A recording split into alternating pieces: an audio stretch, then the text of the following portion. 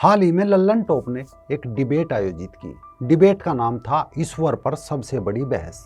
दूसरा थंबनेल था ईश्वर पर तगड़ी बहस। लल्लन टॉप के सौरभ द्विवेदी ने पंच के रूप में इस बहस को आयोजित कराया। Does God exist? क्या ईश्वर का अस्तित्व है? इस पर होने जा रही है एक बड़ी बहस। मौलवी इस्माइल नदवी और गीतकार जावेद अख्तर के बीच ये बहस हुई। कहा गया जावेद अख्तर नास्तिक है, वो ईश्वर को नहीं मानते।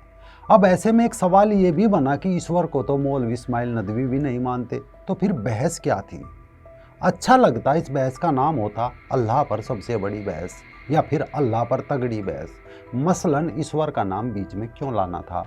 क्या अल्लाह के नाम पर बहस से लल्लन टॉप को खतरा हो जाता? जब अल्लाह के नाम पर हिंसा हो सकती है, किसी का गला रेता जा सकता है, बम विस्फोट किया जा सकता है, तो बहस क्यों नहीं हो सकती? उसके लिए ईश्वर को क्यों बीच में लाना था? खैर, जावेद अख्तर और मौलाना ने अपने अपने तर्क दिए। मौलाना बढ़िया तैयारी के साथ आए थे, लेकिन मजहबी माइंड सेट और ब्रह्मांड को देखने की अपनी एक सीमा होती है। मौलाना का सब कुछ अकीदा यानी आस्था पर रुक जाता था, या कह देते थे कि एक तारीख आएगी यानी कयामत आएगी, सबको पता चल जाएगा। विषय था क्या ईश्वर है? मौलाना ने कहा हाँ है। अगर मौलाना इस बात से सहमत है कि ईश्वर है, तो फिर वेद को मान लीजिए, क्यों इस्लाम और अल्लाह के नाम पर 5 टाइम शोर मचाना? बहरहाल डिबेट के दौरान पूरे वक्त 8वीं पास मौलाना ऊर्जा संरक्षण का हवाला देकर खुदा के अस्तित्व को प्रमाणित करने का प्रयास कर रहा था। मौलाना को 8वीं पास इसलिए कहा क्योंकि 9वीं क्लास में ऊर्जा संरक्षण का नियम पढ़ा दिया जाता है। बहरहाल बहस चली तकरीबन 2 घंटे। जावेद अख्तर साहब में अब वो ऊर्जा नहीं रही जिसके लिए वो जाने जाते हैं। मजहबी मौलाना नदवी ने आधुनिक पढ़ाई को मजहब से जोड़ने का खूब प्रयास किया, लेकिन असफल था, क्योंकि उनका सब कुछ फिर आकर अकीदा यानी आस्था पर रुक जाता था। अब जो नीचे मदरसा छाप बैठे थे वो मौलाना के समर्थन में वहाँ आए थे, और गजब ये था कि डिबेट अभी शुरू भी नहीं हुई थी कि मदरसा छापों ने अपना फैसला देना शुरू कर दिया, और ये आलम अभी भी जारी है। चाहे वो प्रगतिशील मुसलमान हो, रूढ़िवादी मुस्लिम हो, लेफ्ट राइट मुस्लिम हो, या फिर कोई भी, सब ने जावेद अख्तर को खूब गरिया दिया और मौलाना को विजेता करार दे दिया, जबकि उन्होंने पूरी डिबेट सुनी समझी ही नहीं। सवाल फिर वहीं आ जाता है कि जब बहस अल्लाह को लेकर थी तो बीच में ईश्वर कहाँ से लाए? और जब अल्लाह पर बहस थी तो कुछ सवाल हो सकते थे, लॉजिकल सवाल हो सकते थे, जो दावा करते हैं कि अल्लाह एक काल्पनिक शक्ति का नाम है जो खुद ही अपनी बातों पर कई जगह कायम नहीं रहे। अल बकरा सूरह 2 की आयत 106, जिसमें लिखा है कि हम जिस आयत को मिटा दे या उसे भुला देते हैं तो उससे बेहतर लाते हैं या उस जैसा दूसरा ही। क्या तुम नहीं जानते हो कि अल्लाह को हर चीज़ का सामर्थ्य प्राप्त है? अब सोचिए, कुरान की इस आयत से साबित होता है, एक तरफ कहा जाता है कि अल्लाह सब जानता है, वो बहुत शक्तिशाली है। अब सवाल यह है कि वो आयत को कैसे भुला सकता है, या किसी आयत को देने के बाद उसे खुद खारिज कैसे कर सकता है, और फिर नई आयत लाए तो उसके जैसी दूसरी आयत लाए, तो क्या समझे कि अल्लाह कन्फ्यूज रहता है? दूसरा लॉजिकल सवाल ये भी हो सकता है कि इस्लाम में अल्लाह को निराकार माना जाता है, यानी उसका कोई शरीर कोई आकार नहीं है। कुरान की सूरह अल हक्का 69 की आयत 17 में बताया गया कि अल्लाह के अर्श यानी तकत को उठाने वाले फरिश्ते हैं। ये फरिश्ते अल्लाह के तकत के वाहक कहलाते हैं, जो अल्लाह के हुक्म से उसे उठाए रहते हैं और उसकी तस्बीह यानी प्रशंसा करते हैं, और लगातार अल्लाह की इबादत में मगन रहते हैं।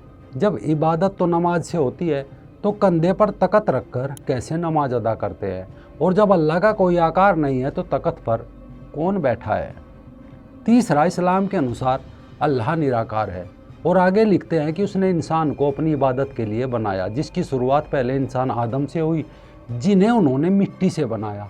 उसमें अपनी रूह फूकी यानी आत्मा फूकी, और फरिश्तों को उन्हें सजदा करने का हुक्म दिया। चलो इस बात को मान लिया, लेकिन जब उन्होंने आदम को अपने हाथ में मिट्टी लेकर बनाया, तो जिनके हाथ होते हैं उनका शरीर भी होता है, और जिनका शरीर होता है वो निराकार यानी बिना शरीर और आकार के कैसे हो सकते हैं? जैसे यजुर्वेद में ईश्वर के निराकार स्वरूप का वर्णन करने वाला प्रसिद्ध मंत्र यजुर्वेद के 40वें अध्याय ईशावास्योपनिषद के मंत्र 8 में है। इस मंत्र में परमात्मा को अकायम यानी बिना शरीर वाला, नाड़ी रक्त रहित बताया गया है कि परमात्मा जल थल वायु कण हर जगह विद्वान है, यानी कोई देवता उनका सिंहासन लिए नहीं खड़ा है। लेकिन इस्लाम कहता है कि अल्लाह की कोई छवि नहीं है, वो निराकार है। अगर अल्लाह की कोई इमेज नहीं है, कोई छवि नहीं है, उनका कोई साथी नहीं है और वो किसी से मिलते जुलते नहीं है, तो उन्होंने मोहम्मद और जिब्राइल से बात कैसे की और कुरान की आयतें कैसे बोली, या फिर मोहम्मद और जिब्राइल ने अल्लाह को कैसे देखा। अगला सवाल ये भी हो सकता था कि इस्लाम में ये मान्यता है कि अल्लाह ने मुसलमानों के मार्गदर्शन के लिए 1,24,000 पैगंबर ज़मीन पर भेजे, जिनमें से कुछ प्रमुख पैगंबरों का कुरान में जिक्र भी है। इस कथन में दो लोचे हैं, जिससे पता चलता है कि कुरान आसमानी नहीं बल्कि जहनी किताब है।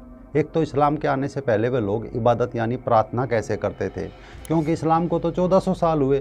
क्या वे यहूदियों की प्रार्थना सेमोनेह करते थे या हनुमान चालीसा पढ़ते थे? दूसरा, 1,24,000 नबी भेजे, तो इससे तो पूरे का पूरा नबियों का ही देश बन जाता।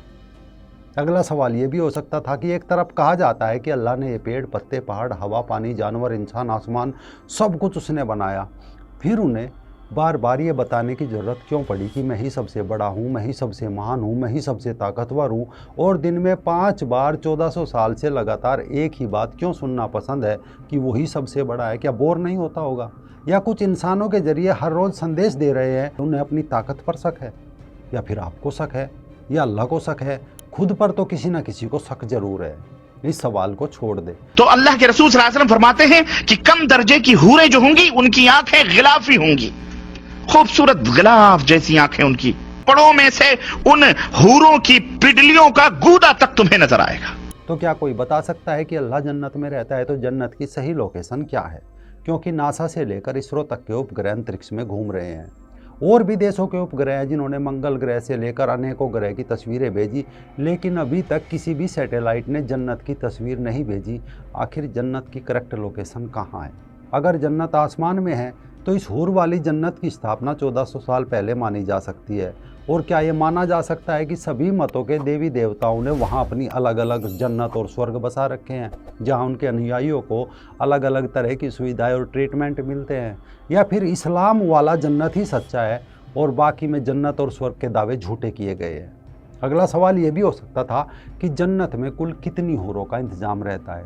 जैसे अभी दुनिया में सभी मतों धर्मों में करीब 760 करोड़ लोग रहते हैं, इनमें से पुरुषों की संख्या 350 करोड़ या 365 करोड़ मान लीजिए। तो क्या अभी जन्नत में 365 करोड़ गुणा 72 बराबर 26,280 करोड़ यानी अरबों खरबों हूरों का इंतजाम होगा? या फिर जन्नत के प्रबंधकों ने सिर्फ इस्लामिक आबादी को ध्यान में रखकर ही हूरों का इंतजाम कर रखा है? जैसे अभी दुनिया में तकरीबन 160 करोड़ इस्लाम को मानते हैं, करीब इनमें 80 करोड़ पुरुष होंगे, तो क्या सभी जन्नतों में हूरों की संख्या करीब 80 करोड़ गुणा 72 बराबर 5,760 करोड़ हूरें तो होंगी? दरअसल इस्लाम में ज़्यादातर तर्कों के जवाब नहीं है, और इस निंदा कानून भी इन लोगों ने इसीलिए ही बनाया है ताकि कोई सवाल ना कर सके। जो सवाल करे उसे अल्लाह की तौहीन बताकर उसके खिलाफ फतवा निकाल दे, अर्थात मजहब की कलाई ना खुले और अंधविश्वास का इनका सिलसिला ऐसा ही चलता रहे। बहरहाल हम बस लल्लन टॉप से यही कहना चाहते हैं कि सनातन धर्म में आस्तिक और नास्तिक एक साथ रह सकते हैं, ईश्वर को मानने वाले और ना मानने वाले भी एक घर में रह सकते हैं। तो अगली बार जब डिबेट कराए तो ईश्वर नाम ना दे, सीधा सा सवाल दे कि अल्लाह पर तगड़ी बहस आप कराए, खूब बहस कराए, अल्लाह पर बहस कराए, अपना प्रोपेगेंडा खूब सेट करे, पर ईश्वर को बीच में मत लाए।